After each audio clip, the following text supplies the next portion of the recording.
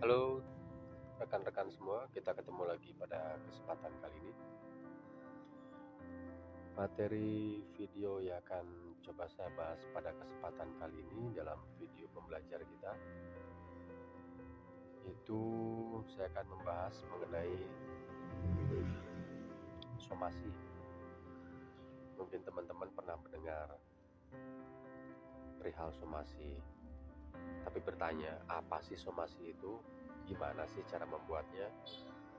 Saya akan coba bahas dalam video pembelajar pada kesempatan kali ini. Namun perlu saya sampaikan kembali bahwa seluruh materi yang saya siapkan dalam video pembelajar ini semata-mata untuk tujuan pendidikan dan bersifat umum. Sebelum kita bahas lebih dalam mengenai somasi, apa sih somasi itu? Jadi pengertian atau definisi secara simpelnya, secara lebih mudahnya, bahwa somasi itu adalah teguran terhadap pihak calon tergugat. Itu sebagaimana disampaikan oleh Junadi Effendi dalam bukunya Kamus Istilah Hukum Populer di halaman 372. Nah, sedangkan untuk dasar hukum somasi itu sendiri, itu bisa kita temukan di pasal 1238 Kitab Undang-Undang Hukum Perdata atau KUHP. Dalam pasal tersebut itu dijelaskan bahwa debitur dinyatakan lalai dengan surat perintah atau dengan akta sejenis itu, atau berdasarkan kekuatan dari perikatan sendiri, yaitu bila perikatan ini mengakibatkan debitur harus dianggap lalai dengan lewatnya waktu yang ditentukan. Nah, cara ini atau somasi ini tuh sering dianggap sebagai salah satu upaya yang efektif untuk menyelesaikan sengketa sebelum perkara itu diajukan ke pengadilan. Nah, somasi ini bisa dilakukan individual atau kolektif, baik oleh kuasa hukum maupun pihak yang dirugikan sendiri secara pribadi, yaitu si calon penggugatnya. Masih menurut Junadi Effendi dalam bukunya tersebut bahwa dijelaskan itu pada dasarnya tidak ada aturan baku dalam pembuatan atau perumusan somasi. Itu harus seperti apa, kalimatnya bagaimana, pengaturannya seperti apa, itu tidak ada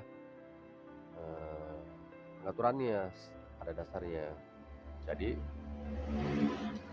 kita bebas untuk menentukan perumusan isi dari somasi itu sendiri. Namun, adapun yang perlu diperhatikan dalam merumuskan atau membuat surat somasi, pertama, itu hal yang harus dituntut. Kedua, dasar tuntutannya. Dan ketiga, itu jangka waktu pemenuhan hal yang dituntut. Tips untuk membuat surat somasi.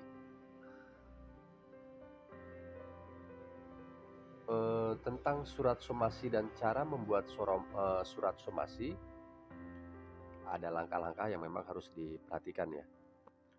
Pertama, itu kita menggunakan kop surat lembaga jika kita bernaung dalam sebuah atau suatu instansi. Kedua, jelaskan secara jelas identitas dari calon tergugat yang dituju. Nah, ini bisa perorangan ataupun instansi. Ketiga, tuliskan secara tepat poin serta duduk perkara yang menjadi permasalahan serta hal yang dituntutnya apa. Keempat, berikan jarak waktu bagi calon tergugat untuk memenuhi prestasinya. Kelima, tentukan upaya hukum lanjutan yang nantinya ditempuh pada calon tergugat jika tidak bisa memenuhi prestasi yang dituntut. Keenam, corekan tanda tangan dan nama jelas di surat somasi tersebut.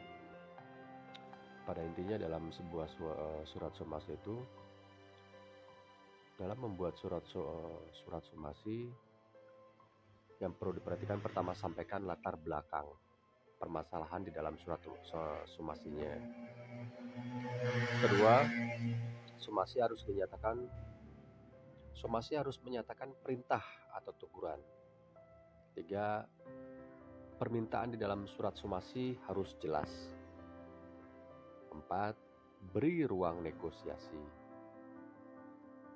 Nah, setelah surat somasi itu disampaikan, masih menurut Junaidi bahwa pengiriman somasi wajib buat suatu berita acara penerimaan somasi kepada calon tergugatnya. Hal ini ditujukan untuk membuktikan bahwa